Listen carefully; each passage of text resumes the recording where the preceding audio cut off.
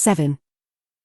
Political and cultural developments during c. 200 BCE 300 CE.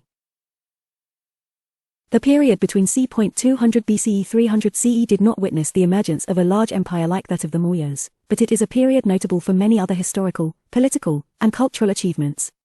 This period is marked by a shift in political focus from Magadha to northwestern India.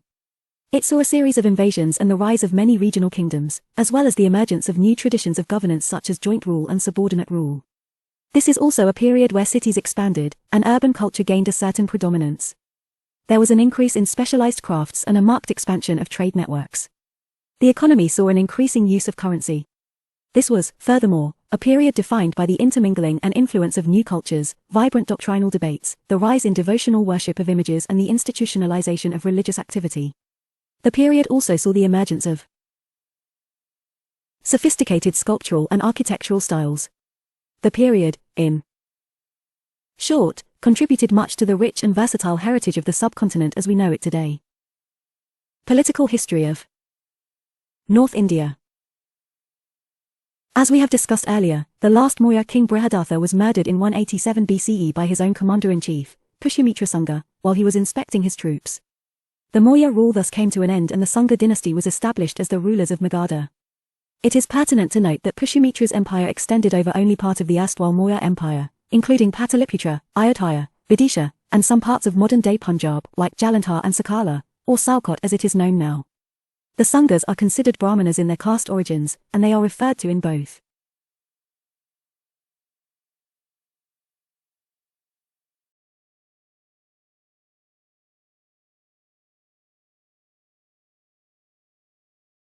Buddhist and Brahminical texts such as the Harshakarita, the Brihadaranyaka Upanishad, Panini's Ashtadhyayi, Kalidasa's Malavikagnimitram, Divyavadana, and Tirantha's, a Buddhist scholar, account. The 10 Sangha kings ruled, in all likelihood, for a total of 112 years. Sangha dynasty, 185 BCE 148 BCE, Brihadartha, last Mauryan ruler, Pushyamitra Sangha, killed Brihadartha, founder of the Sangha dynasty, formerly the commander-in-chief of the Mauryan army. He performed 2 Ashvamedha sacrifices, as mentioned in the Ayodhya stone inscription of King Donna. His dominions extended as far as the Narmada River to the south, and included cities such as Pataliputra, Ayodhya, and Vidisha. The drama Malavikagnimitram mentions the conflict between Pushyamitra and Yajnasena, the king of Vidarbha, eastern Maharashtra, and the victory of the Sanghas over them. He defeated the Bactrian Greek king, Demetrius. This encounter is mentioned in Patanjali's works, who refers to the Yavanas, that is, foreigners from west coming up to Ayodhya and Chitta, as well as in Kalidasa's Malavikagnimitram, which narrates the incident of the challenging of Pushyamitra's Ashvamedha horse by the Yavanas, which led to a military encounter between Prince Vasumitra, the son of Agnimitra, and the Yavana army. Patanjali, the notable grammarian who wrote the Mahabhasya, was a contemporary of Pushyamitra Sangha. The Divyavadana gives an account of Pushyamitra's cruelty towards Buddhists and his hatred towards Buddhism. Agnimitra, the hero of Kalidasa's Malavikagnimitram, described in this drama as the viceroy of Vidisha. Bhagabhadra Bhagavata, probably the 5th king Kasaputa Bhagabhadra, or the 9th king Bhagavata, as indicated by the notable Besnagar pillar inscription of Heliodorus. Heliodorus was the Greek ambassador of the Indo-Greek ruler Amtalakita Antialcidas of Taxila, who probably stayed at Sangha's court. In this inscription he describes himself as a Bhagavata, that is, a worshipper of Lord Krishna and Garuda, Vishnu's vehicle, and declares that he had set up this pillar in honor of this god. Heliodorus pillar at Vidisha. Devabhuti, also known as Devabhumi, and was the last ruler of the Sangha dynasty. According to the Bhaskaraita, he was killed by his Brahmana minister Vasudeva Kanva, who founded the Kanva dynasty. In parts of the central India, remnants of the Sangha empire was replaced by the Satavahanas. Kanva dynasty. Vasudeva supposed to be a descendant of Rishi Kanva and ruled from Pataliputra. We know virtually nothing about the Kanvas except for the rather cursory references to them in later texts. Also described as the Sanghabhrityas, literally meaning servants of the Sanghas. They made way for the Mitras in c. 30 BCE, who were eventually dislodged by the Shakas in Magadha. According to some scholars, the last Kanva ruler Sushaman was overthrown by a successor of Samukha of the Satavahana dynasty. Around the same time, that is, 200 BCE, we witness invasions by various groups of people based in Central Asia and Western China. These were Indo-Greeks, the Scythians, or the Shakas, the Parthians or the Pallavas, and the Kushanas. These invasions not only changed the political structure of northwest India, but also aided in the transmission and transformation of cultural elements of both India and the Central Asian region. Indo-Greeks. Bactrian Greeks.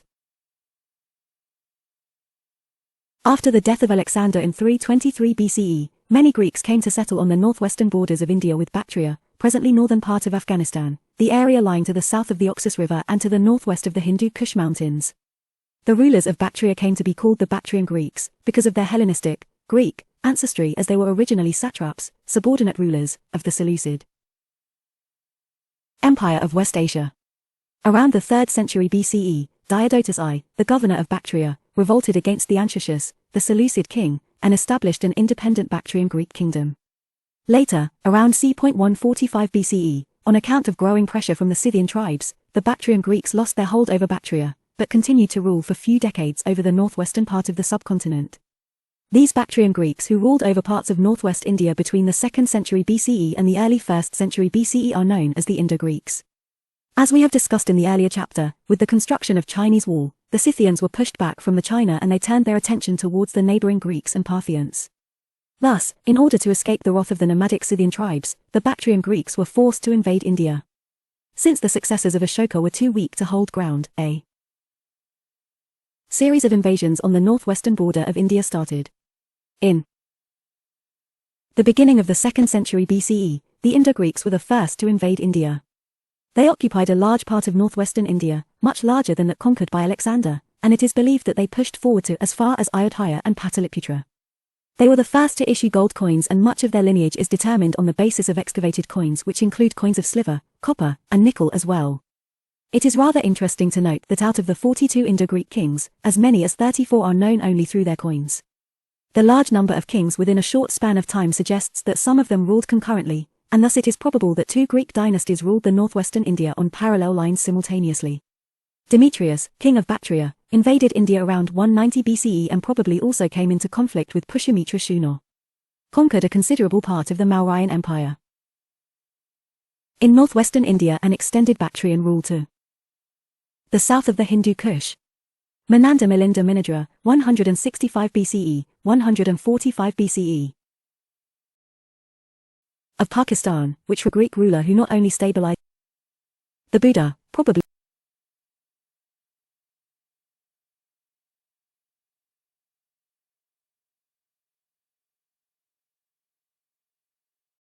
the most celebrated Indo-Greek ruler who not only stabilized Indo-Greek power, but also extended his empire's frontiers in India.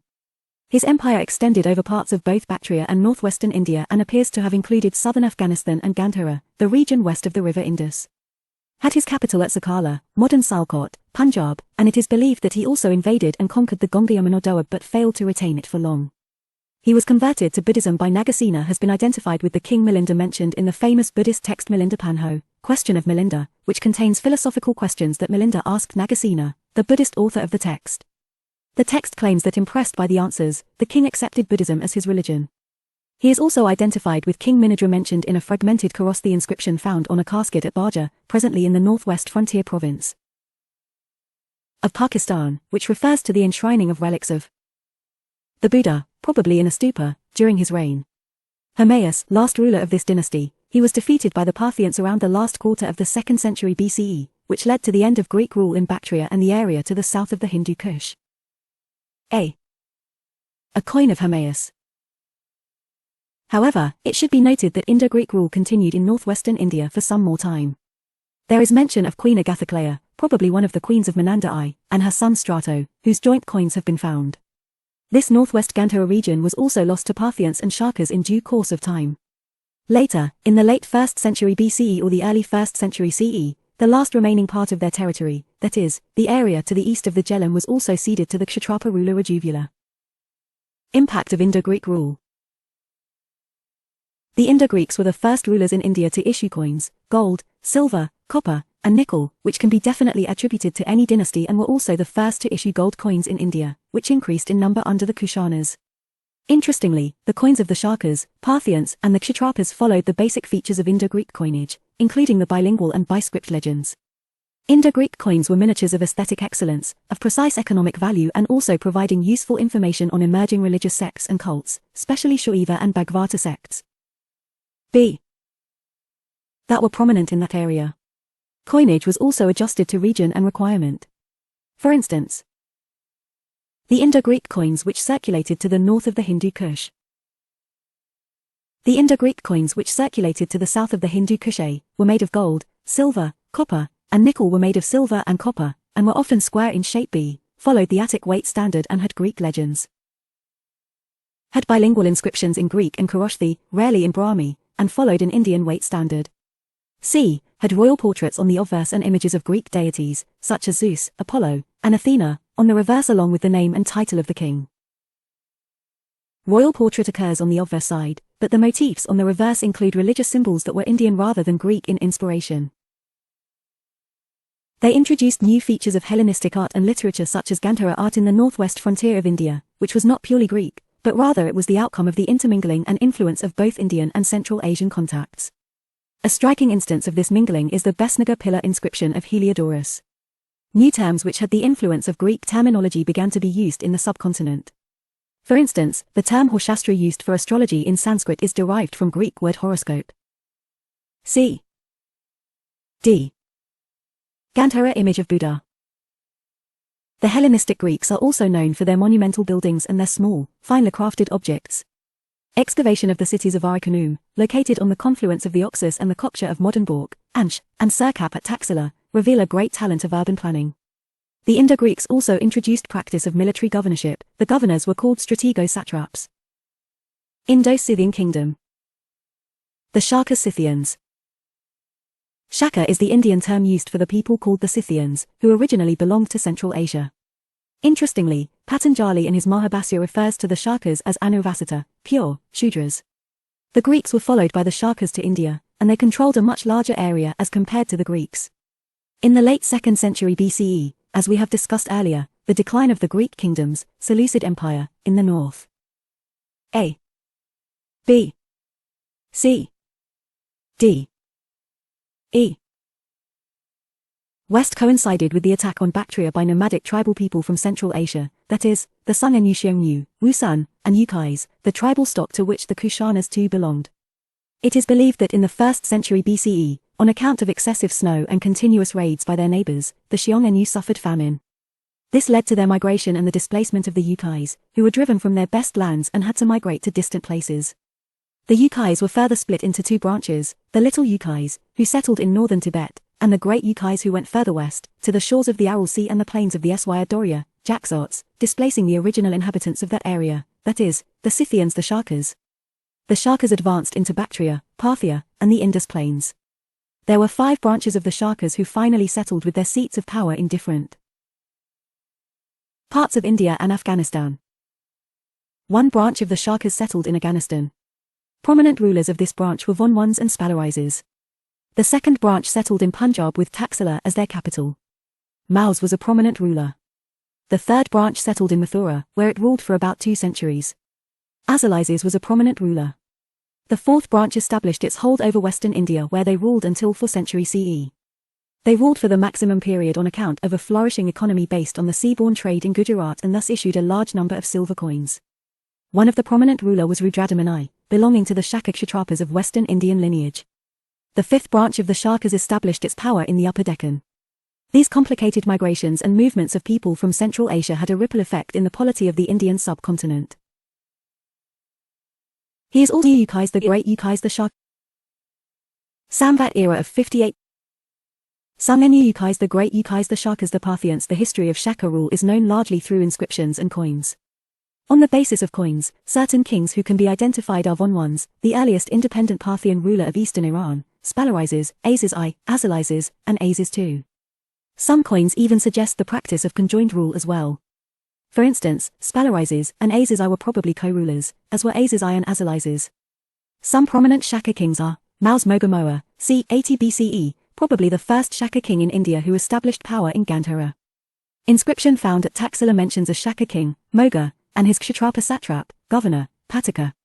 His name also appeared on several copper and silver coins. His coins carried figures of typically Indian deities like Abhisheka Lakshmi. Aziz successfully annexed the territory in northern India of the last of the Indo-Greek king Hippostratos. He is also believed to be associated with the Vikram Samvat era of 58 BCE, which is used to mark Aziz's accession. This era was earlier reckoned with the victory of an Ujjain king named Vikramaditya over the Shakas. It is believed that Vikramaditya effectively fought against the Shakas when all other Indian rulers surrendered in front of them, and from that time onwards, Vikramaditya became a coveted title just like Caesar for Romans. The Shakas and Scythoparthians ruled through kshatrapas, governors, or mahakshatrapas, subordinate rulers, who aided a lot in the expansion of the empire. For instance, during the reign of the Scythoparthian ruler Asilaces, a kshatrapa Rajuvula aided a lot in the eastward expansion of his empire.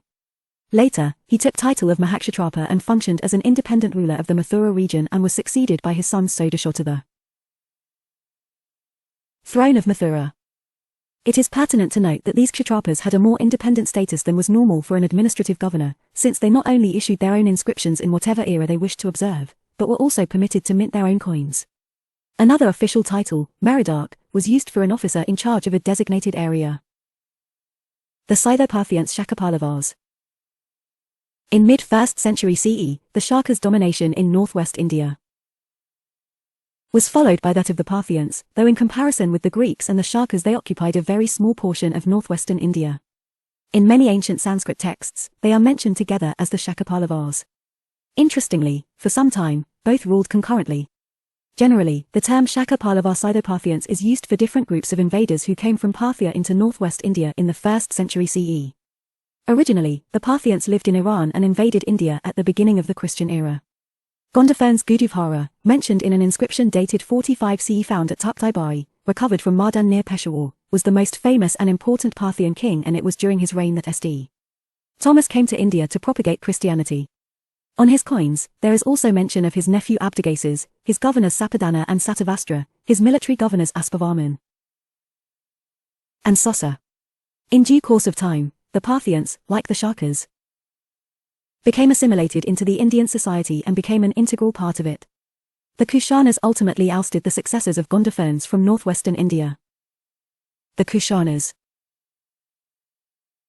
The Kushanas were also referred as Ukais, Moon tribe, or Tocharians, who were one of the 5 clans, Kuoshong, into which the Ukai tribe was divided. They were nomadic tribal people who were originally from the steppes of north-central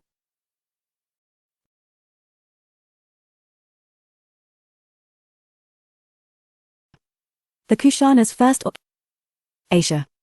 The Kushanas first occupied Bactria, or North Afghanistan, where they displaced the Shakas, and gradually seized Gandhara, replacing the rule of the Greeks and the Parthians in these areas. Ultimately, they set up their authority over the lower Indus basin and the greater part of the Gangetic basin. Their empire extended from the river Oxus to the river Ganga, from Khorasan in Central Asia to Varanasi in Uttar Pradesh, almost the area of 9 modern countries. Kujala Kadphises I, 15 CE, 64 CE, he amalgamated the 5 clans of Ukai tribe and laid the foundations of a unified Kushana empire. He minted coins in copper and believed to have imitated the Roman aurei type coins to facilitate trade. His coins have been found south of the Hindu Kush, which suggests that during his reign the Kushanas probably started their movement towards Indian subcontinent. His coins also suggest an association with Buddhism. He adopted the epithet Dharmathida and Satchitarmathida. Vima Kadphises Wema Kadphises II, 64 CE, 78 CE, he was the son of Kadphises I and started as a co-ruler with his father for some time but later also ruled independently. He conquered Gandhara from the Parthians and further spread the kingdom to the east of the Indus till Mathura region. The political significance of Kanishk's rule lies in the fact that he integrated Central Asia with North India as a part of a single empire. It resulted in the intermingling of different cultures and increase in interregional trading activities. He issued a large number of gold coins. He was a firm devotee of Shiva and proclaimed himself as Maheshvara on his coins. All his coins, both gold and copper, have unmistakable sign of Shiva with his trident bull. Kanishk, 78 CE, 101 CE, he was the son of Kadphises II and is perhaps the most famous Kushana king, under whose reign the Kushana Empire reached its zenith. It expanded from Central Asia to Afghanistan and northwestern India, to further east into the Ganga Valley and southwards into the Malwa region, and included Varanasi, Kaushambi, and Shravasti in Uttar Pradesh and Sankai in Madhya Pradesh. The center of this huge empire was Bactria, as evident in the use of the Bactrian language in Kanishk's coins and inscriptions. The famous Rabatak inscription, in modern Bagram province, Afghanistan, presents valuable information on Kanishk. Adopted the title of Devputra, and has been shown wearing a peaked helmet on some coins. Kanishk coin. Kanishk had two capitals, Purushapura, present-day Peshawar. He built a giant stupa to house the Buddha's relics in the city of Purushapura. The building was still intact with all its magnificence when the Chinese pilgrim Fahian visited the area later in the early 5th century CE. Mathura, he is remembered for two major reasons: started the Shaka era, 78 CE, which is accepted as the beginning of his reign, and which is now used by the government of India for its calendar. A. B. C. D. The probable explanation as to why the name Shaka era and not Kushana era probably lies in the belief that either Kanishk was mistakenly considered a Shaka, or that the era was in continuous use throughout the reigns of the Shakas Kshatrapas of Western India, who acknowledged the overlordship of the Kushanas. Held the Fourth Buddhist Council at Kundalavana, near Srinagar in Jammu and Kashmir, under the presidency of Vasumitra. Kanishk was a great patron of Buddhism. It was in this council that Buddhism was split into two schools, the Hinayana and the Mahayana. According to legends, it was Pasa, a Buddhist monk, who advised Kanishk to commence the Fourth Buddhist Council. He patronized great scholars and eminent personalities of that era such as Ashvaghosha, a Buddhist scholar who wrote the hagiographic Buddhacharita, the sacred biography of the Buddha, and composed the Saundarananda, a Sanskrit kavya. Karaka, he is known as the father of Ayurveda, who wrote a book on medicine called Charak Samhita and also wrote the Susruta. Vasumitra, an eminent philosopher who authored the encyclopedia of Buddhist philosophy called Mahavibhasa. Nagarjuna, he is often termed an Indian Einstein who proposed the theory of relativity in his time in the form of a sutra, the Prajna Paramartha Sutra. He was also a great exponent of the Mahayana doctrine and propounded the Madhyaka, also known as Sunyavada school, which focuses on sunyata or emptiness. E. F. Mathura, he was a minister who was noted for his unusual intelligence. Agesilaus, a Greek engineer under whose guidance, it is believed, the great stupa of Purushapura was built. Kanishk also patronized the Gandhara and Mathura schools of sculpture. At Mathura, a headless statue of Kanishk depicting him as a warrior been found. He controlled the famous silk route in Central Asia. Kanishk headless image Mathura. Shao Vasudeva Koshan Daniran Western Asia, Kshatrapas in Western China, Central Asia, Afghanistan, Iran, Western Asia, part of the Roman Empire. Another striking aspect of Kanishk's personality was his attitude of religious tolerance, as the king's coinage depicts motifs drawn from a great variety of religious traditions: Indian, the motifs of the Shiva and the Buddha; Greek, motifs of Greek deities such as Helios, a sun god, and Selene, moon goddess; and West Asian, such as motifs of Persian gods Atash, fire god, and Mithra, sun god. Towards the end of his long reign, it appears that he led an unsuccessful military expedition into Central Asia against the Chinese and was defeated by General Panchal and was forced to pay tribute to Chinese Emperor Hoti. Vasudeva II, last Kushana emperor, the immediate successors of Kanishk were Vasishka, Havishka, Kanishk II, who adopted the title of Kaiser, and Vasudeva I, who during his reign, around the mid-2nd century CE, took the title Shono. Shao Vasudeva Koshano, which indicates that by this time the Kushanas were totally Indianized. Also, it was during his reign that the empire started declining. The names of these rulers and those of various Kshatrapas and Mahakshatrapas are found on a number of Koroshthi inscriptions on a massive rock at Hunza, located between the Karakoram Highway and the Hunza River. Kushana power gradually declined from the early 3rd century CE. The Kushana Empire in Afghanistan and in the area west of the Indus was supplanted by the Sasanian power of Iran in the mid-3rd century CE.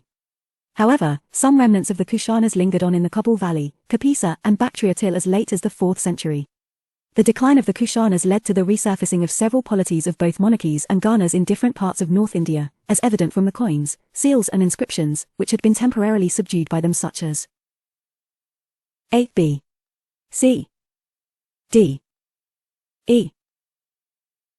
The Shaka Kshatrapas in western and central India. The Arjanayanas in Bharatpur and Alwar area. The Mallavas in Punjab and some portions of adjacent Rajasthan. The Yodhaya in eastern Punjab and the adjoining areas of Uttar Pradesh and Rajasthan. The Naga kings in and around Padmavati region, identified with Pawaya in modern Gwalior district, MP.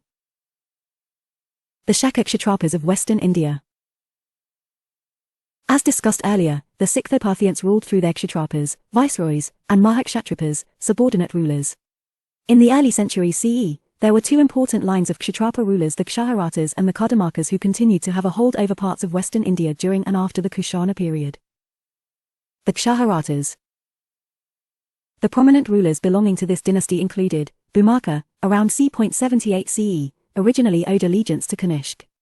His coins, with legends in Brahmi and Kharosthi, have been found at Malwa, Amur area, and coastal Gujarat. Nahapana, c.1 1925 CE, progressed in his career from Kshatrapa to Mahakshatrapa and ultimately to Rajan, king.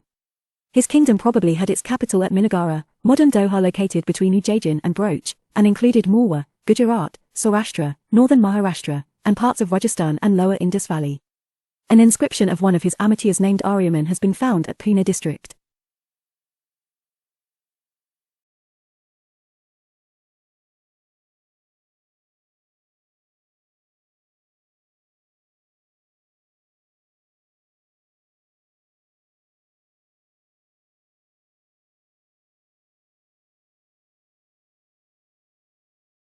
Have been found at Amur, Rajasthan. His coins have been found at Amur, Rajasthan, and Nashik, Maharashtra. Some of his donative inscriptions have been found in Nashik and the Kaul caves of Maharashtra. It is believed that the Shaka Kshatrapas were involved in continuous conflict with the Satavahanas over the suzerainty over the Deccan, and control over the western seaport areas frequently changed hands. For instance, the Nashik and Pune areas seem to have been conquered by either Nahapana or his predecessors from the Satavahanas. Later, around 125 CE, Nahapana is believed to have been killed by the Satavahana ruler, Gautamaputra Satkani, who not only restruck Nahapana's coins but also mentioned his victory over Nahapana in his inscriptions in the Nashik and Pune districts. This victory is also mentioned in his mother, Gautami Balashri's, inscription. One inscription mentions that a field for providing food was granted to Buddhist monks by Ashavadatta, Nahapana's son-in-law. The Kardamarkas. The Kardamarkas are the another line of the Shaka Kshatrapas, who ruled western India after the Kshaharata's dynasty came to an end. The prominent rulers belonging to this dynasty included Chashtana, around c.120 CE, founder of the Kardamarka dynasty. Originally ruled in the Sindh area as a subordinate of the Kushanas and was probably the Kshatrapa of the southwestern provinces of the Kushana Empire at the time of Nahapana. The Kardamarkas had the practice of senior, Mahakshatrapa, and junior, Kshatrapas, rulers. For instance, during the lifetime of Chashtana, the Mahakshatrapa, his son Jayadaman and later his grandson Rudradaman were Kshatrapas. He was succeeded by the most famous ruler of his dynasty and his grandson Rudradaman I. Rudradaman I, c.130 CE 152 CE, the most famous of all the Shaka Kshatrapa rulers, who ruled in the middle of 2nd century CE. His empire was spread over almost whole of western India, which included Sindh, Gujarat, Konkan, Namadhar Valley, Malwa, and Kathiawar except the Nashik and Pune areas. He is famous in history because of the repairs he undertook to improve the Sudarshan Lake from Chandragupta Maurya's reign, located in the semi-arid zone of Kathiawar, and this task is described in the famous Junagar or Ginna inscription, dated in the Shaka year 72, i.e., 151 CE. This inscription happens to be the first chaste Sanskrit royal inscription of early India, when all others were generally composed in Prakrit. His other achievements are also described through this inscription. The inscription mentions that he defeated Gautamaputra Satkani, the lord of the Dakshinapatha, twice, but did not destroy him as he was a close relative. Rudradaman's daughter was married to Gautamaputra Satakani's son Vasishtiptra Pulumavi.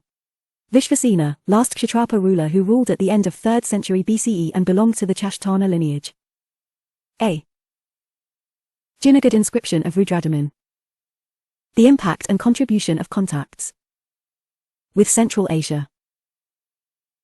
The Shaka Kushana phase introduced various new elements to trade and agriculture, to administrative organization, to art and literature, sculpture and pottery, science and technology, and to the Indian society at large. In fact, Central Asian influence was felt in almost all spheres and aspects of social life. For instance, pottery and architecture, they introduced the use of burnt bricks for flooring and that of tiles for both flooring and roofing. The period is marked by the construction of brick walls. Red pottery techniques, which were widely used in Central Asia, were replicated in the Indian subcontinent too. The typical pottery of this period was redware, both plain and polished with medium to fine fabric. The distinctive pots of this period are sprinklers and spouted channels. B. C. D. Trade and agriculture. Due to the establishment of intimate contacts between Central Asia and India, trade between the two regions also flourished. India imported a good deal of gold from the Altai Mountains of Central Asia. Due to the extensive control of the Kushanas on the Silk Route, the economy of the Kushanas was replenished with the tolls levied from the traders, and this income helped in building a large prosperous empire. It is rather pertinent to note that even though it was the Indo-Greeks who introduced gold coins in India, it was the Kushanas who were the first rulers in India to issue the gold coins on such a wide scale. The Kushanas also promoted agriculture. It is believed that the Kushanas were the pioneers in introducing and extending the areas under the large-scale irrigation. Military knowledge and equipments, being excellent horsemen themselves, the Shakas and the Kushanas introduced better cavalry and popularized the use of riding horses on a large scale. They made common the use of reins, saddles and toe stirrups made of rope, which facilitated the movement of the rider. They also brought in caps, helmets, and boots used by warriors. The Shakas and Kushanas introduced new dressing styles such as the turban, the tunic, trousers, heavy long coats and long boots, which were adopted not only by warrior classes but also by certain other sections of the society. The practice of making leather shoes began in India during this period in all likelihood. Administrative organization. The Central Asian conquerors introduced new styles in administration. For instance, the Indo-Greeks introduced the practice of military governorship wherein they appointed military governors called strategos, while the Kushanas introduced the satrap system of government, under which the empire was divided into numerous satrapies and each satrapy was placed under the rule of a satrap. These systems led to the development of a feudatory organization wherein these Central Asian conquerors established their supremacy over numerous small princes who regularly paid tributes to them. The Shakas and the Kushanas strengthened the idea of the divine origin of kingship. They took the title of Devaputra, that is, the sons of God. Indian society. One of the striking aspects about the Central Asians conquerors was that not only did they assimilate with the India society, but they also added new ingredients to Indian culture and enriched it immensely. They completely identified themselves with Indian culture. Since they did not have their own script, written language, or any organized religion, they adopted these components of culture from India. It would be not wrong to state that in no other period of ancient history were foreigners assimilated in Indian society on such a large scale as they were in the post-Maurya period. Since most of them came as conquerors, they were absorbed as Kshatriyas. Even in the Manusmriti, the Shakas and Parthians are described by Manu as the Vrajkshatriyas, second-class Kshatriyas, who had deviated from their duties of sacrificial rituals and thus fallen in status. The rulers not only adopted the Indian societal norms but also adopted the popular religions of that time. For instance, some of them converted to Vaishnavism, the worship of Vishnu, as in the case of Greek ambassador Heliodorus who set up a pillar in honor of Vasudeva. A few others adopted Buddhism, as in the case of the Greek ruler Menander who became a Buddhist. Similarly, the Kushana rulers worshipped both Shiva and the Buddha, and the images of these two gods appeared on the Kushana coins. The origin of Mahayana Buddhism owes a lot to the Central Asian influence. The monks and nuns could not afford to lose the cash donations from the growing body of traders and artisans and thus now started accepting gold and silver, took to non-vegetarian food, and wore elaborate robes, as substantiated by the discovery of large number of coins in the monastic areas of Nagarjunakonda in Andhra Pradesh. The disciplined life of the Sangha was also deserted by a few to resume their householder's life, and earlier the things associated with the Buddha which were worshipped as his symbols were replaced with his images. This new form of Buddhism which venerated and worshipped images of the Bodhisattvas came to be called Mahayana Buddhism, and Kanishk was a great patron of this form of Buddhism who not only organized the Fourth Buddhist Council but also set up many other stupas to perpetuate the memory of the Buddha. The fundamental difference between Mahayana and Hinayana school can be seen in the following box. Hinayana Mahayana considers the highest goal of human life should be to achieve Nibbana Nirvana and become an Arhat. It considers the attainment of Nibbana to be a lesser goal, rather according to it the higher goal is to follow the path of Bodhisattva and attain Buddhahood. According to them, an Arhat is one who after attaining Nibbana disappears from the cycle of samsara.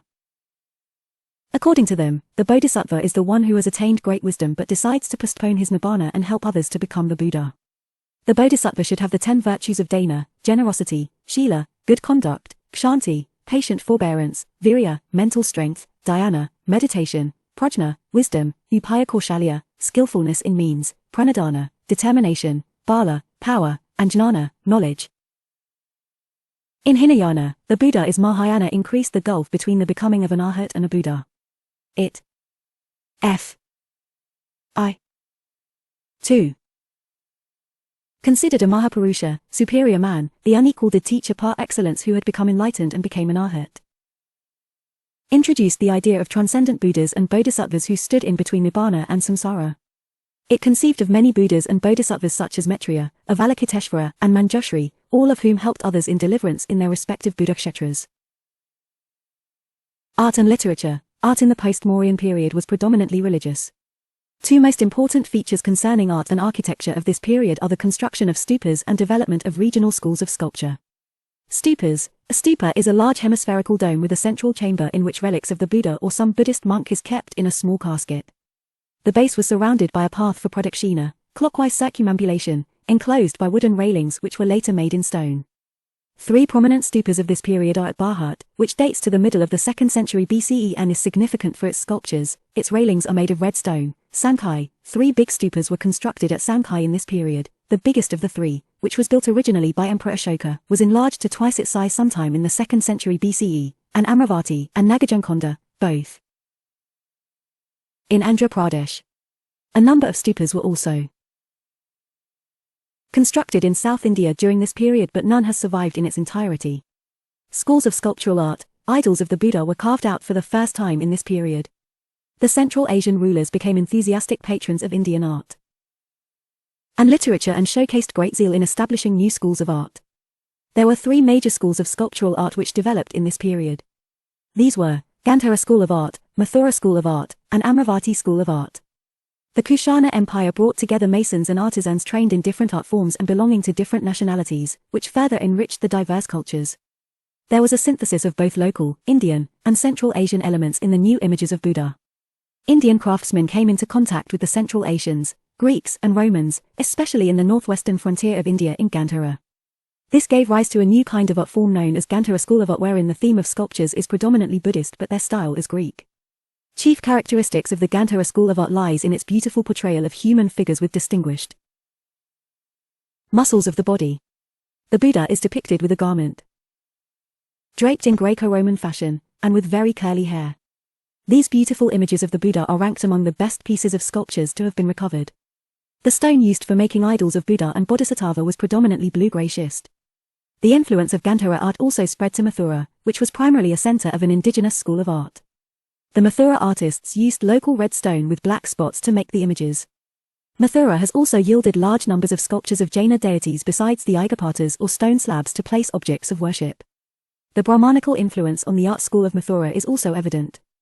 During the Kushana period, a number of sculptures of Brahmanical deities were carved, which included Kartikeya, Vishnu, Kubera.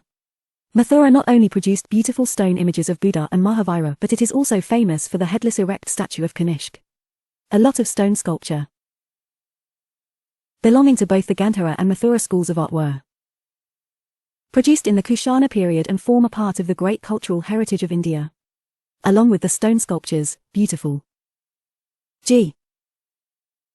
Buddhist caves were also constructed out of rocks in Maharashtra and Andhra Pradesh. Numerous rock panels depicting different stories connected with Buddha are found at Nagajunakonda, Gaya, Sankai, Bharhut, and Amravati. The Amravati school of art flourished in Andhra Pradesh between the lower valleys of the rivers Krishna and Godavari. The main patrons of this art form were the Satavahanas, but it carried on even later, patronized by their successor Ikshvaku rulers. This school of art is said to have flourished between 150 BCE and 350 CE. Sculptures of this school are mainly found on the railings, plinths, and other parts of stupas. The thematic representations include the stories from the life of the Buddha. An important characteristic of the Amravati school is the narrative art. The medallions were carved in such a manner that they depict an incident in a natural way. For example, one medallion depicts a whole story of taming of an elephant by the Buddha. Another important feature of Amravati art is the use of white marble-like stone to carve out the figures. There is a prominence of human figures in comparison to figures drawn from nature. The Central Asian rulers also patronized and helped in the growth of Sanskrit literature. The earliest specimen of Kavya style and that too in chaste Sanskrit is found in the Junagadh inscription of Rudradamani. Some of the great creative authors such as Ashvaghosha enjoyed the patronage of the Kushanas. Some of the important Buddhist texts such as Mahavastu and Divyavadana belonged to this period. The progress of Mahayana Buddhism led to the composition of numerous Avadanas which were aimed to popularize the Mahayana sect and were composed in Buddhist hybrid Sanskrit. The Greeks contributed to the development of the Indian theatre by introducing the use of the curtain, which was called Yavanika. One of the earliest erotic works on sex and love-making, the Kama Sutra, was composed during this time by Vatsyayana, which is also one of the best examples of secular literature of this period. Science and technology. Post-Mauryan Indian astronomy and astrology has a huge Greek influence. The term Horoshastra used for astrology in Sanskrit was derived from the Greek term horoscope. The Greek coins, which were properly shaped and stamped, were a great improvement on punch-marked coins. The largest number of copper coins were issued by the Kushanas. Working in glassmaking during this period was especially influenced by foreign practices, and in no other period in ancient India did glassmaking make such progress as it did during this period. The Satavahanas. As we have discussed earlier, that the Maurya rule was succeeded by the Sungas and the Kanvas in the north. However, in Deccan and in central India, the Satavahanas succeeded the Mauryas, though after a gap of almost 100 years. On the basis of unearthing of many local rulers' coins, such as coins of the Kura rulers found at Brahapuri, other local rulers such as Gabhadra, Samagopa, Chamukha, Kamvaya, and Narayana coins found at different locations, it is generally accepted that after the decline of the Mauryas and before the advent of the Satavahanas, there must have been numerous small political principalities that were ruling in different parts of the Deccan. Probably, the Rathikas and Bojikas mentioned in the Ashokan inscriptions gradually progressed into the Maharathis and Mahabhojas of pre-Satavahana times. The Satavahanas are considered identical with the Andhras of the Puranas. However, interestingly, neither the name Andhra appears in Satavahana inscriptions, nor do the Puranas speak of the Satavahanas, only refer to Andhras. According to some Puranas, the Andhras ruled for 300 years with their capital at Pratishana, modern Paithan, on the Godavari in Aurangabad district. This is also the period designated to the Satavahana dynasty. The earliest Satavahana inscriptions belong to the 1st century BCE, when they defeated the Kanvas and established their rule over parts of central India. It is also pertinent to note that the early Satavahana kings appeared not in Andhra but in North Maharashtra, the fertile basin of the upper Godavari valley, where their earliest coins and inscriptions have been found. Gradually, they extended their power over Karnataka and Andhra. Their greatest competitors were the Shaka Kshatrapas of western India, who had established themselves in the upper Deccan and western India. Control of the prominent seaports such as Brigakarcha, Broach, Kulyon, and Suparaka, Sapara, must have been a bone of contention between the two. The Satavahanas claimed Brahmana descent and performed Vedic rituals and worshipped gods like Krishna, Vasudeva, as evident in the Nanagat cave inscription of Naganika, 1st century BCE, which mentions the great sacrifices performed by Satkani I. Another striking feature of the kings pertaining to this dynasty was that they used matronyms such as Gautamiputra and Vasishthaputra, although they were not matrilineal or matriarchal in any sense. The Satavahanas assumed the title of Dakshinapathapati, Lord of the Dakshinapatha. The Satavahanas are also known in history for starting the practice of giving royal grants of land to Brahmanas and Buddhist monks, including those associated with tax exemptions. It is mentioned in one of the inscriptions of Gautamiputra Satkani that the land gifted to the Brahmanas was not to be entered or disturbed by the royal troops, was not to be dug for salt, was free from the control of state officials, and was to enjoy all sorts of pariharas, immunities. They also promoted Buddhism by granting land to the monks. Samukha, founder of the Satavahana dynasty and was immediately active after Ashoka's death, built Jain and Buddhist temples. Gautamiputra Satkani, c. 130 CE, it appears initially the Shaka Kshatrapas of western India succeeded in dislodging the Satavahanas from the western and central region, but later the fortunes of the Satavahanas were revived by its most famous Ekabamhana, Putra Satkani, and central region, but later the fortunes of the Satavahanas were revived by its most famous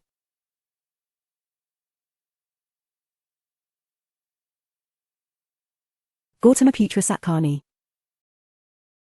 Ruler, Gautamiputra Satkani. He not only defeated the Shakas but also raised the power and prestige of the Satavahanas to greater heights. It was under his reign that the empire was at its peak.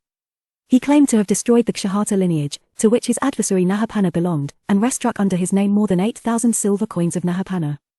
He also wrested Malwa and Kathiawar from the Shakas. His empire extended from Malwa in the north to Karnataka in the south, having general authority over the present-day Andhra region.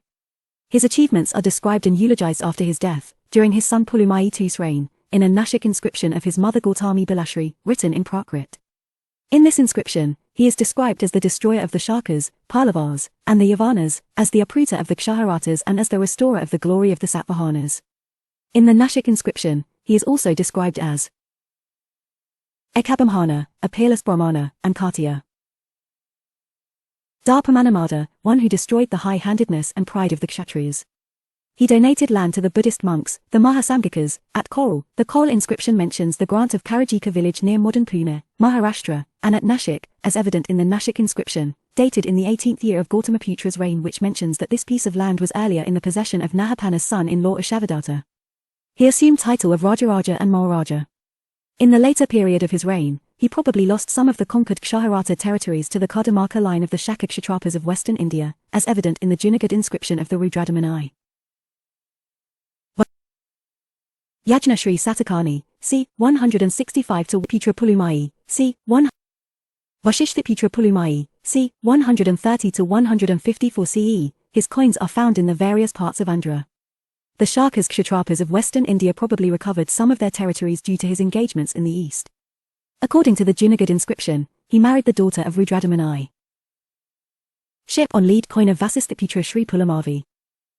Yajnashri Satakani, c. 165 to 194 CE, one of the later kings who recovered North Konkan and Morwa from the Shaka rulers.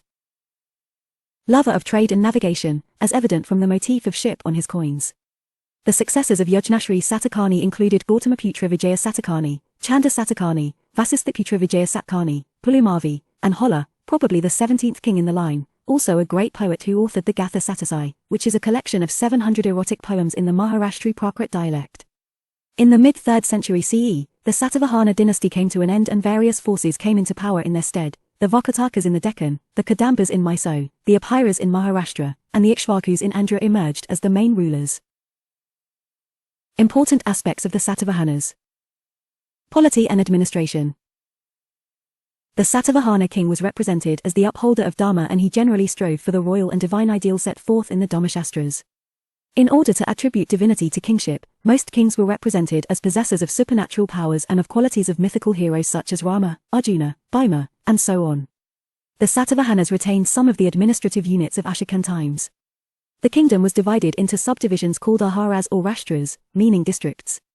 There were also officers called Amatyas Mahamitras who were perhaps ministers or advisors of the king. But unlike Mauryan times, certain military and feudal traits are found in the administration of the Satavahanas. For instance, the Senapati was appointed provincial governor. It was probably done to keep the tribal people who were not thoroughly Brahmanized under strong military control. The lowest level of administration was a grama. Village, which was under the charge of a Golmika, village.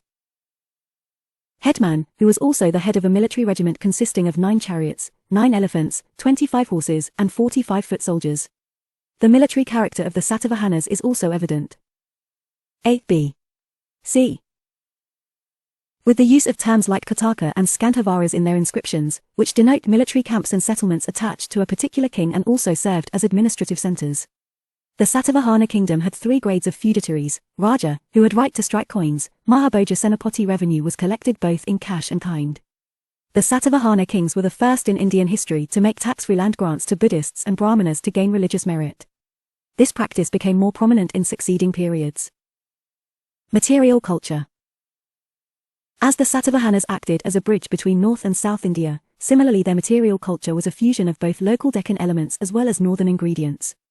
Through contacts with the north, the people of Deccan learnt the use of coins, burnt bricks, ring wells, the art of writing, and so on. There was regular use of fire-baked bricks and the use of flat, perforated roof tiles which must have aided in the longevity of the construction. For instance, in Karimnagar, as many 22 brick walls have been discovered. The drains were covered and were also underground to lead waste water into soakage pits. They were also fairly acquainted with the use of iron and agriculture. They probably exploited the rich mineral resources of Deccan such as iron ores from Karimnagar and Warangal and gold from Kola fields. Unlike the gold coins of the Kushanas, they mostly issued lead coins, which they probably imported from the Romans, apart from copper and bronze coins. The Deccan developed a very advanced rural economy. The people knew about the art of paddy transplantation, and especially the area on the confluence of the rivers Krishna and Godavari formed a great rice bowl. The Satavahanas also produced cotton, and in different foreign accounts, Andhra was famous for its cotton products. Social organization. Since the Andhras are identified with the early Satavahanas, they were probably a local Deccan tribe who were gradually Brahmanized. The Satavahana kings, such as Gautamaputra Satkani, claimed to be Brahmins and considered it their primary duty to uphold the Varna system, that is, the fourfold division of social structure determined by caste. Kings and queens performed Vedic sacrifices and worshipped Vaishnava gods such as Krishna and Vasudeva. Though they made liberal sacrificial fees to the Brahmanas, they also promoted Buddhism by granting land to Buddhist monks, especially to Mahayana Buddhists. Nagarjunakonda and Amravati in Andhra Pradesh and Nashik and Juna areas of Maharashtra became important Buddhist sites under the Satavahanas and their successors, the Ikshvakus. Due to flourishing trade and commerce, merchants and artisans formed an important social strata. Merchants generally named themselves after the towns to which they belonged. Both artisans and merchants made generous donations to the Buddhist cause. Nagarjunakonda Buddha Sermon Scene. Architecture. During the Satavahana phase, many chaityas, sacred shrines, and viharas, monasteries, were cut out of the solid rock in the northwestern Deccan or Maharashtra with great precision and skill. The Kol Chaitya in the western Deccan belongs to this era. The Nashik inscriptions of Nahapana and Gautamaputra Satakani, which are on the walls of the three viharas, is another important architectural site belonging to this period. The official language of the Satavahanas was Prakrit, though the script was Brahmi. One famous Prakrit text, Gathasatasai, is attributed to a Satavahana king called Holla, which consisted of 700 verses all written in Prakrit. Chaitya at Koral. Early state of Kalinga. It is well known that the Deccan as well as eastern India were parts of Ashoka's empire. He had conquered Kalinga through a violent battle in which the loss of men and property was enormous. After Ashoka, Kalinga became prominent under the kings of Kedi dynasty. Unfortunately, not much information about the kings of the dynasty is available except Caravella, who probably lived in the 1st century BCE. His achievements are recorded in an inscription, known as the Hathagumpha inscription, situated in the Udaigiri hills near Bhuvaneshwar in Orissa. King Caravella, c. 1st century BCE, probably belonged to the Mahamegavahanas of Kalinga. Seems to have wrested Kalinga from Mauryans and founded an independent line of kings, the Chaitis of Kalinga. He is also known as Bhikshuraja, and he constructed a great palace known as the Palace of Victor. Famous for the Hathagumpha inscription, which is engraved on the Udaigiri hills near Bhuvaneshwar. It is the second inscription by Naganika after his Nanagat inscription.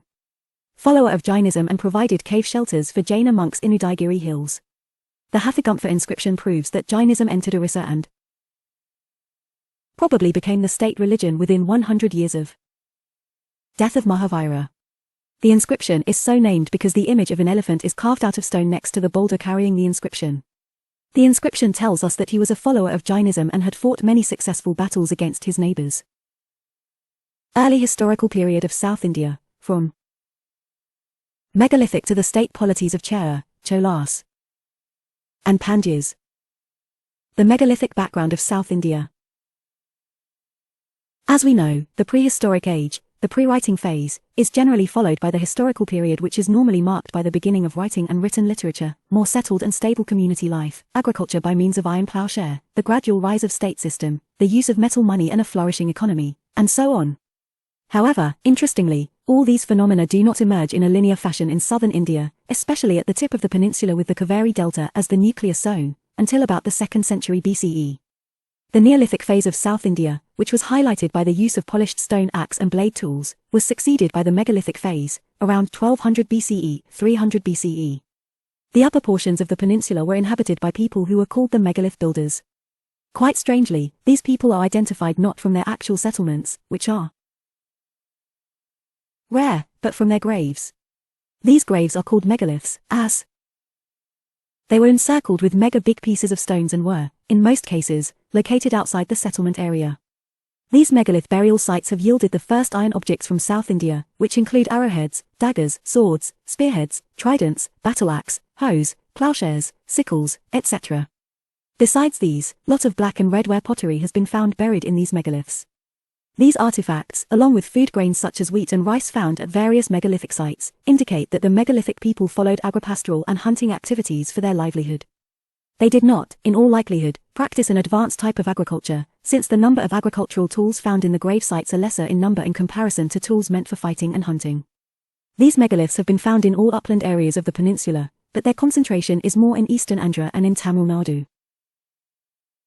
Prominent sites that have yielded megalithic burials include Brahagiri, Maski, Karnataka, Adikalana, Tamil Nadu, and Junapani near Nagpur, Maharashtra. It is highly likely that the Cholas, the Pandyas, and the Keralaputras, Cheras, mentioned in the Ashokan inscriptions probably belonged to the last phase of megalithic culture. The megalithic period in South India was followed by the Sangam age. Megalithic burial. The Sangam Age and Literature, 3rd century BCE, 3rd century CE. By the 3rd century BCE, the megalithic people moved from the uplands into the fertile river basins and reclaimed the marshy deltaic areas. On account of the influence of both material, iron technology, which promoted forest clearing and plough cultivation, distribution of punch-marked coins of the Janapadas due to a flourishing north-south trade, and cultural contacts from north, as a result of the interactions of traders, conquerors, Jaina, Buddhist, Ajivikas, and Brahmana missionaries, these megalithic communities came to practice wet paddy cultivation, founded numerous villages and towns and came to have social classes. In due time, the state system also developed in the southern India. 3 early kingdoms, that of the Cholas, the Pandyas, and the Chairas, emerged in the rice-growing areas of Tamilakam, the land between the Tirupati hills and the southernmost tip of Peninsula. It is for this reason that the advent of the historical period in South India is generally dated to the 3rd century BCE, though with recent archaeological excavations at Kodumanal, the dates can be pushed backwards to at least the 4th century BCE. The major sources of information on the political history of this time are the laudatory poems of the Sangam Age literature, which is also referred to as early classical Tamil literature. The Sangam Age refers to that period in the early history of South India, when large numbers of poems in Tamil were composed by a number of authors. The term Sangam refers to an assembly or meeting together of Tamil poets. Traditionally, 3 Sangams or assemblies are believed to have been convened one after the other at different places under the patronage of the Pandya kings of Madurai. The poems were modelled on the bardic songs of older times, and were orally transmitted for an indefinite period before they were finally written down by poets who came from both cities and villages, had varied social and professional backgrounds which included both dignitaries of that time such as kings, ministers, merchants, astrologers as well as common folk, such as teachers, soldiers, goldsmiths, blacksmiths, and carpenters. Sangam literature is primarily secular, and due to their varied themes and authorship, Sangam poems offer rich, diverse vantage points of looking at everyday themes in a Tamilakam context. Sangam literature corresponds to the post-Maurya and pre-Gupta period.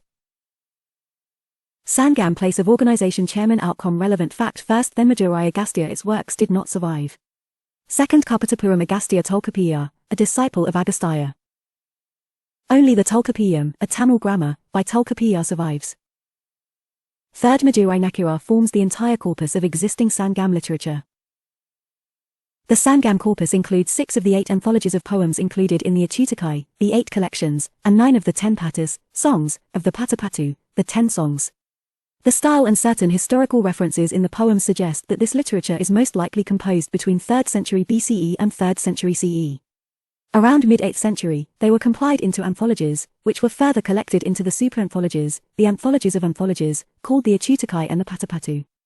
It is rather interesting to note that the anthologies include a total of 2,381 poems ascribed to 473 poets, out of whom 30 poets were women. Apart from these poems, the first 2 books of the Tolkapiyam, a book on Tamil grammar and poetics written by Tolkapiya, are also a part of the corpus of Sangam literature. There is also mention of the Agathayam, which was the first known book on Tamil grammar. It was supposedly written by the sage Agathya, and is believed to be lost beyond redemption. The sage Agathya, according to Hindu legends, brought the Tamil language and its syntax to the Tamil people from god Shiva. It is believed that Tolkapiya, the author of Tolkapiyam, was the disciple of Agathya. Poems within Sangam literature were composed on 2 broader themes of Akam, love, and Puram, mostly based on war but also included public poetry such as poems on good and evil, community and kingdom. A remarkable feature of Sangam literature is its vivid portrayal of the contemporary society and culture of Tamilakam and its peaceful and harmonious interactions with the northern, Aryan, culture. Sangam literature can be divided into 2 groups, narrative and didactic. The narrative texts are called Melkanaku, 18 major works consisting of 8 anthologies and 10 idyls, and are considered works of heroic poetry in which heroes are glorified and perpetual wars and cattle raids are frequently mentioned. The didactic works are called Kilkanaku, 18 minor works. A large number of Tamil didactic works such as Tiruvalluvar's Tirukural, famous work on ethics, philosophy, polity, and love, and considered the 5th Veda of Tamil Nadu, Tamil epics such as Silapadikaram, considered the brightest gem of early Tamil literature which deals with love story of Kovalan, who prefers a courtesan Madhavi of Kavrapatnam to his noble wedded wife Kanaji, and Manamakalai, a sequel to Silapadikaram and is considered the Odyssey of Tamil poetry, which deals with the adventures of the daughter born of the union of Kovalan and Madhavi and her subsequent conversion to Buddhism, were written in the period between the 5th and 6th centuries. The three early kingdoms, the Pandya's, the Cholas, and the Chairas. The southern end of the Indian peninsula situated south of the Krishna River was divided amongst three early kingdoms and a large number of chieftains wherein the chieftainship was hereditary. The important Venda, crowned kings, who dominated the Tamilakam region during the Sangam age were the Pandyas in the valleys of the Tamrapanni, Sri Lanka, and Vaigai, the Cholas in the lower Krishna valley, and the Chairas on the Kerala coast. These kings had their own particular insignia of royalty such as the special umbrella, the drum and the staff. The Cholas, Pandyas, and Chairas had several subordinate chiefs known as Valir, chieftains, who used to pay a regular tribute to the king. The kings and chieftains often formed alliances with one another and fought each other. Internecine conflict was the norm of the day, and this probably also gave large scope to the Sangam poets to compose poems on war.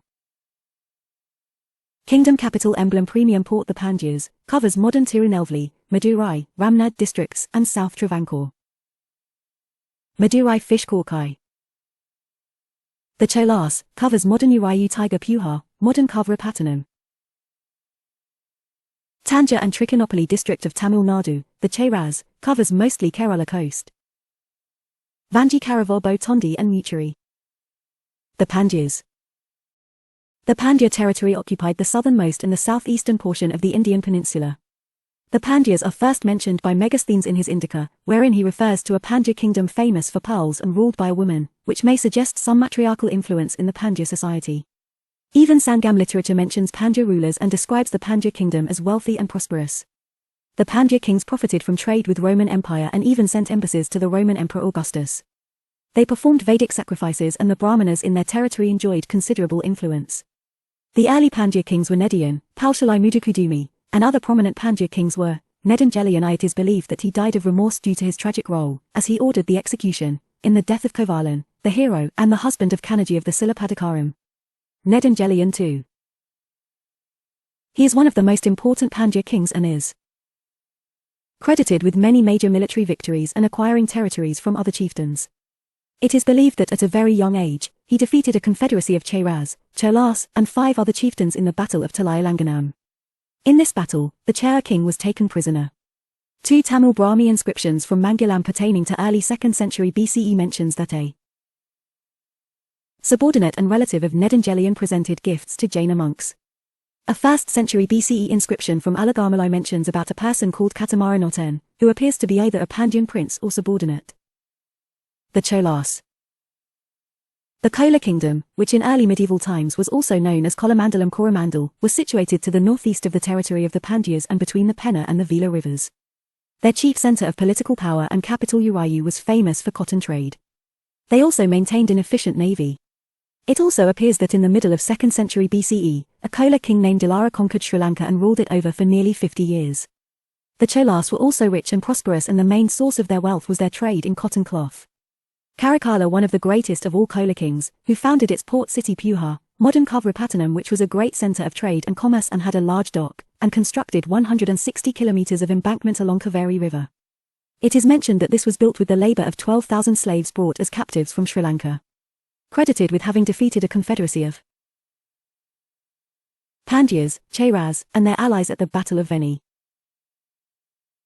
It is mentioned in Sangam texts that 11 rulers lost their drums in the field, which is significant as the royal drum was an important insignia of royal power, and the Chaira king who suffered a wound in the back died of vatakirutal, ritual starvation. He is also credited with another major victory at Vahaiparandalai, in which, according to Sangam texts, several chieftains lost their umbrellas. The Chairas. The Chairas were situated to the west and north of the Pandyas. It was an important and prosperous kingdom owing to its trade with the Romans. It appears that the Romans had in fact set up 2 regiments at Muziris Muchuri, near modern Kochi, to protect their interests, and also built a temple of Augustus. The history of the Chairas was marked with continuous battles with the Cholas and the Pandyas. Udayanjarul, earliest known Chaira king. Nidunjarul Odon, one of the prominent kings of Chaira dynasty, who probably defeated 7 crowned kings and won the coveted title of Adhiraja. It is also claimed that he not only defeated an enemy on the Malabar coast but also captured several Yavana traders and later released them after taking ransom.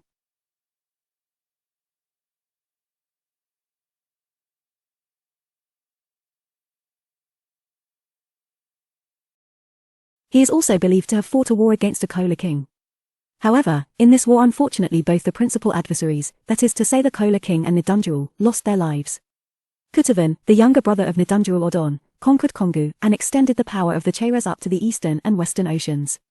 One of Odon's sons is also described as an Adhiraja who claimed to wore a garland of 7 crowns and was victorious against Anji, a chieftain of Tagadar. Sengutuvan was Nidundurul-Odon's son and according to Chera poets was their greatest king who is also known as the Red or Good Chera. He led many successful military expeditions. He won a battle against the Mocha chieftain. He has been mentioned in the post-Sangam text, Silapadikaram, which describes his military conquest against Violu in the land of Nannan and capture of the Koduku fortress in Kongu country. He also successfully backed one of the claimants in a Kola succession conflict, killing the 9 others. He also claimed to have invaded the north, and fought against an Aryan chieftain in order to obtain stone for an image of Kanaji, the heroine of the Silapadikaram and considered the goddess of chastity, and crossed the Ganga and had a bath in the Ganga before bringing the stone back to his country. Kudako Ilandulirumparai, one of the last Chera kings mentioned in the Sangam texts, who is also believed to have won wars against the Cholas and Pandyas. After the 2nd century CE, the Chera power declined and not much is known of their history till 8th century CE. The Sangam poets also eulogize various chieftains such as Andiran, and Pari for their heroism and generosity. The administration and social life in the 3 early kingdoms. The economy in Sangam age. The whole Tamilakam in this period was divided into 5 tanais, or ecozones based on their economic resources. These were Karinji, hilly region, Palai, arid zone, Mulai, pastoral tracts, Marudam, wetlands, and Neetal, seacoast. These zones were not clearly demarcated, and were scattered all around the region. Because of their different geographical contexts and ecological specialties, people in different tanais had their own modes of subsistence. For example, in Karinji, it was hunting and gathering; in Palai, where people could not produce anything, they took to raiding and plundering; in Mulai people practiced animal husbandry; in Marudam it was plough agriculture, and in Neetal people took to fishing and salt making. The people were engaged in various economic activities such as agriculture, crafts, and trade. Rice was the most important crop. It formed the main part of people's diet and also served as a medium of barter exchange for inland trade. The top of the peninsula and the adjacent regions were extremely fertile and produced paddy, ragi, sugarcane, fruit, pepper, and turmeric. Since the Tamil region does not have perennial rivers, the chiefs, wherever possible, encouraged agricultural activities by making tanks and dams. The Kola king Karikala of the Sangam age is credited with constructing a dam on the river Kaveri. It is considered to be the earliest dam in the country. Among the crafts, the most important one was spinning and weaving of textiles, cotton as well as silk. Salt manufacture was another important activity. The most important feature of the Sangam economy was flourishing trade with the Roman world. The best account of Indo-Roman trade is given in the book called The Periplus of the Erythraean Sea, which was written in the 1st century CE by an anonymous author. Another Roman writer, Pliny, complains in his account Natural History that Rome was drained of gold on account of her trade with India. Major items of export to the Romans were the Indian products such as spices, included Yavanapriya or pepper, perfumes, jewels, ivory and fine textiles, muslin especially, several precious and semi-precious stones like diamond, carnelian, turquoise, agate, sapphire, and so on, besides pearls, indigo, sandalwood, iron and steel cutlery. Against this import, Romans exported gold and silver to India. It is confirmed by the recovery of a large number of Roman gold coins in South India. Other important items of export from the Roman Empire included wine, which is indicated by wine amphorae and shards of Roman wares found in significant numbers at Arikamedu in South India. Besides these, the Western traders also brought tin, lead, coral, and slave girls to the subcontinent. After the discovery of the monsoons by Hippotas, a Greek navigator, in 45 CE, more and more sea voyages were used for trading purposes. The discovery of the monsoons and the use of a direct sea route between Indian coasts and the Western world as well as Southeast Asia was the main reason for the growth of trade. Important ports of India on the western coast were Barakachcha, Broach, Sapara, Kalyana, and Muziris. Ships from these ports sailed to the Roman Empire through the Red Sea. Trade with Southeast Asia was conducted through the sea. Prominent ports on the eastern coast of India were Tamralipti, West Bengal, Arikamedu, Tamil Nadu coast, and so on. Sea trade was also conducted between Barakachcha and the ports of Southeast Asia. The economy of all the 3 kingdoms flourished due to large scale local and long-distance trade. It led to rise of important towns and craft centers in the Tamil region. Vanji, the capital of the Cheras, was an important center of trade and craft. Muziris Muturi on the southwest coast was the foremost port of the Cheras. It is believed that the Roman ships laden with gold used to land here and took back large amounts of pepper. An interesting 2nd century document, the Vienna Papyrus, records an agreement regarding transportation of goods between two merchants based in Alexandria and Muturi. Madurai, the capital of the Pandyas, was an important center of fine textile and ivory working. Korkai, in the Tirunelveli district of Tamil Nadu, was an important Pandya port which was famous for its pearls. Urayu, Tiruchirappalli in Tamil Nadu, the capital of the Cholas, was a grand city with magnificent buildings. Kavrapattanam or Puhar was the main cola port. The Sangam poems refer to the busy markets guarded by soldiers who, in order to ensure the safety of merchants and prevent smuggling, used to maintain constant vigil on the trade routes. Transit duties were collected from merchants who moved their goods from place to place. Tribute from subordinate chiefs along with plunder and spoils of the war were the main sources of revenue. Social structure and organization. In the Tamil Brahmi inscriptions found at several places, kings are addressed as Ko and chieftains as Ko or Kon. The Brahmanas first appeared in the Tamil land in the Sangam age. Many Brahmanas functioned as poets and were generously rewarded by the king. Though the concept of Varna was known, social classes in the early Sangam period were not marked by acute caste distinctions. This phenomenon appeared in later stages. For instance, Brahmanas were present in the society and they performed Vedic ceremonies and sacrifices and also acted as advisors to the chief, but they enjoyed no special privileges and also took meat and wine. The Kshatriyas and Vaishyas appear as regular Varna in the Sangam texts. The more relevant basis of stratification was Kuti, clan-based descent groups, where there was no real restriction on interdining and social interaction among the Kuti groups. The ruling class was called Arasar, and its members had marriage relation with the Valalas, rich peasants, which formed the fourth caste of peasants. The Valalas held the bulk of land, and employed Kadasian, agricultural labor, to do the manual farm work. Some agricultural laborers known as pariahs also worked in animal skins and used them as mats. People were known on the basis of their occupation they followed, such as artisans, salt merchants, textile merchants, etc. There were sharp social inequalities in the age of the Sangam.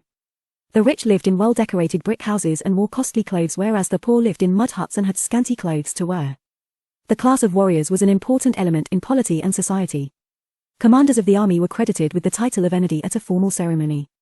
The state maintained a rudimentary army which consisted of chariots drawn by oxen, elephants, cavalry, and infantry. Elephants played an important role in war, while horses were imported by sea. War heroes occupied a special position in society, and memorial stones called Nadukal or Virukal were raised in honor of those who died in fighting, and they were worshipped as god. In the domain of religion, the Sangam period witnessed a close and peaceful interaction between North Indian and South Indian traditions. The Brahmanas who performed religious ceremonies popularized the worship of Indra, Vishnu, and Shiva in South India. The Sangam poems reflect the emergence of new bases of royal prestige and legitimacy by performing Brahmanical sacrifices. For instance, a Pandya ruler, Mudukudumi, took the title Palshalai, one who has many sacrificial halls. There are also references to the presence of Buddhists and Jainas in Tamil region. The local people, particularly those of the hills, worshipped a deity called Murugan, which was identified with Kartikeya, a war god in northern India and was later called Subramania in medieval times. The megalithic practice of providing for the dead continued in the Sangam age too, as people offered rice to the dead. Cremation was also introduced. Sangam texts also reflect a belief in sacred or magical forces called Ananku, that were supposed to inhabit different objects.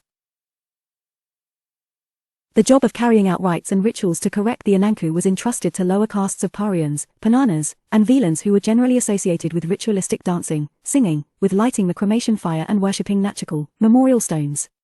Ananku was also believed to cling to women, and it was generally believed that if a woman was chaste, her Ananku would be under control and had auspicious potential. Women in the Sangam period appeared to have been educated. This is testified by many poems contributed by women poets to the corpus of Sangam literature.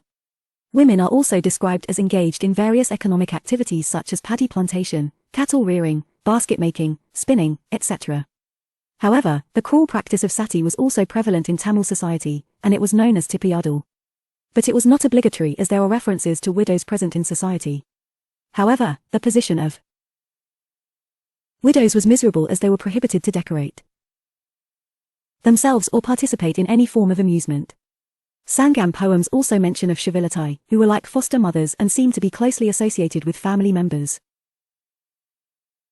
Key terms meaning Kalatika superintendent of Powell Fisheries Karnatakan chief of scribes Nalikas reed workers Lonakaras salt makers Kolavanakan trader in plowshares Kolu hard iron tip fixed to a wooden plowshare or assembly of village elders emporium, a Greco-Roman term. Coastal town associated with foreign trade. Patinam port Sathavahakula family of caravan traders Kumbhakarakula family of potters. Seticular family of merchants Kumbankars Kamarakula family of metalsmiths Atavirakakula family of forest guards Danavanajakula family of grain merchants Panikakula family of greengrocers Pasanakotakakula family of stone grinders Satavahaputta son of caravan trader Nisadaputta son of hunter Vadakaputta son of carpenter Shailalakas Selavadaki stone masons Kamara blacksmith Gardika, perfumer Kushapana copper coin Niyamak Jetha head of the Sailors Guild Katikai. Assembly of learned persons. Crafts, trade, and towns in the post. Mauryan age. The period pertaining to the Shakas, the Kushanas, the Satavahanas, and the three early kingdoms, that is, the period from 3rd century BCE to 2nd century CE, was the most flourishing period in the history of crafts and commerce in ancient India.